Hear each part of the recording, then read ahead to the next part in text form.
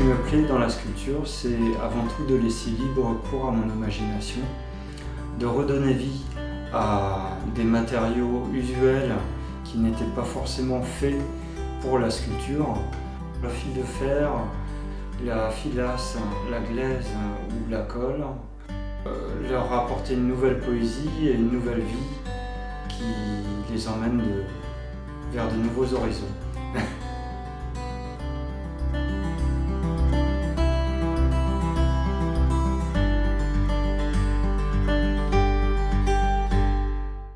La première idée, quand j'ai commencé à travailler sur les palettes, c'était de trouver un matériau relativement noble comme le bois, tout en étant du pin qui n'est pas une essence extrêmement noble. Mais donc l'idée en fait de récupérer d'abord les pieds des palettes. Ce que j'appelle les pieds des palettes, ce sont les pavés qui relient les différentes planches. Et donc en les assemblant et en ayant un certain volume, et donner de la 3D qui puisse être retournée dans tous les sens, car ce qui m'intéresse aussi dans mon travail, que ce soit les plateaux de palettes ou le travail des pieds en 3D, c'est le fait que mes œuvres n'aient pas de sens. Et que à chaque fois, la personne, selon l'endroit où elle l'installe, ou l'endroit ou le moment, son désir, elle puisse le mettre de différentes manières. Essayer d'ouvrir le plus possible le champ des possibles.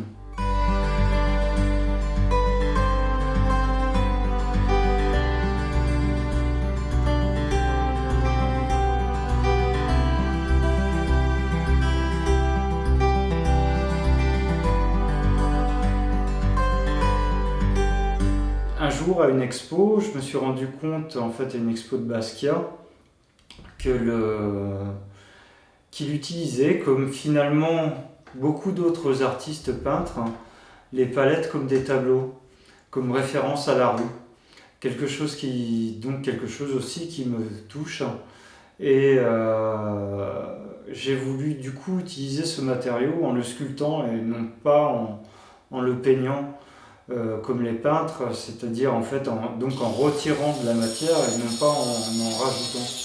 Car il me semblait que ça n'avait pas encore été exploré. Il me faut toujours d'abord dessiner l'œuvre que je veux faire en ayant connaissance de la palette. Il faut que je la dessine sur la palette, car comme je le disais, les palettes sont toujours différentes.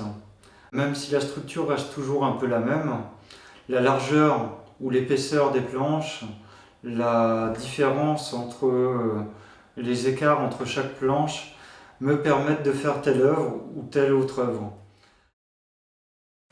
Chaque palette murale est vidée en fait à la scie sauteuse qui permet d'installer différentes lignes, et ensuite je travaille sur les volumes et l'épaisseur de la palette. Je retire de la matière donc pour accentuer encore les reliefs. Plus j'ai été vers les palettes abstraites,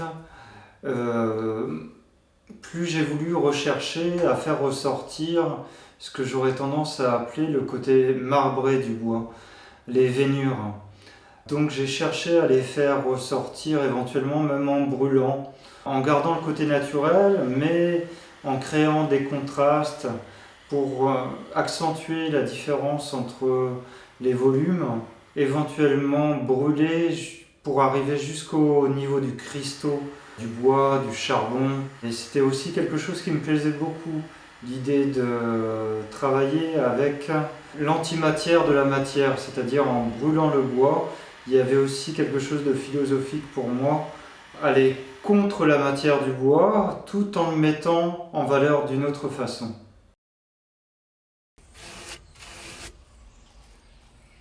L'huile de lin, ensuite, me permettait aussi d'apporter un petit côté miel au bois, un petit côté précieux que le pain n'offre pas. J'en mets assez souvent. Après, c'est pas forcément toujours le cas, car quelquefois avec les brûlures, le blanc du pain me paraît aussi intéressant.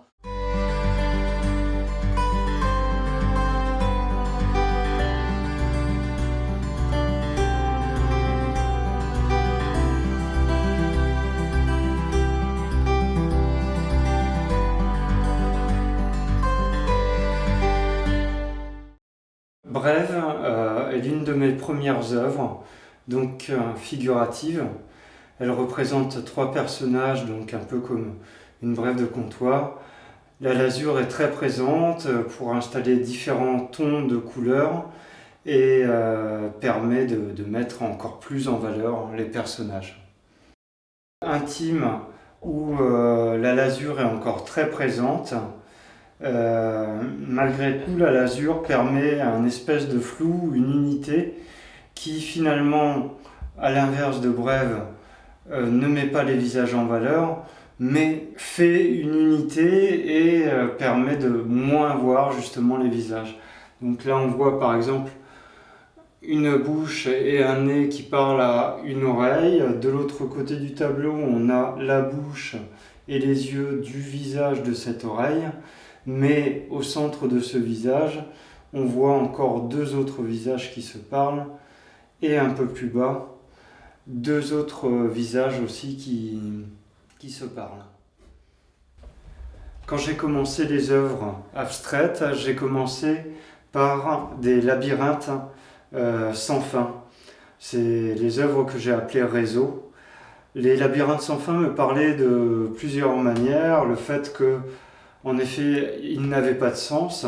Il y avait aussi le fait que ça fasse penser au déplacement, parce que les palettes c'est avant tout le déplacement, donc il y avait un intérêt à faire penser au déplacement et aussi à faire penser au recyclage, car mon travail sur les palettes c'est aussi le recyclage, donc un recyclage sans fin comme un labyrinthe sans fin. Après j'ai travaillé quelque chose qui fait plus un rapport aux choses organiques, comme les végétaux, comme les animaux. Arrête fait plus référence à des assemblages de courbes et on peut y voir parfois des écritures, parfois des paysages, des oiseaux comme on le désire, mais c'est quand même plus une tendance vers l'écriture comme une autre œuvre, calligraphie. Donc toujours la huile de lin avec quelques brûlures de temps en temps pour casser le rythme. Voici Chronos 2. Encore une fois, contraste avec le brûlé et le bois de pin brut. Et là, le brûlé arrive jusqu'au niveau en fait de limite du cristaux du charbon, donc du bois vraiment brûlé intensément et qui crée des contrastes avec ce bois très pâle, le pin. Là, on rentre dans les formes géométriques.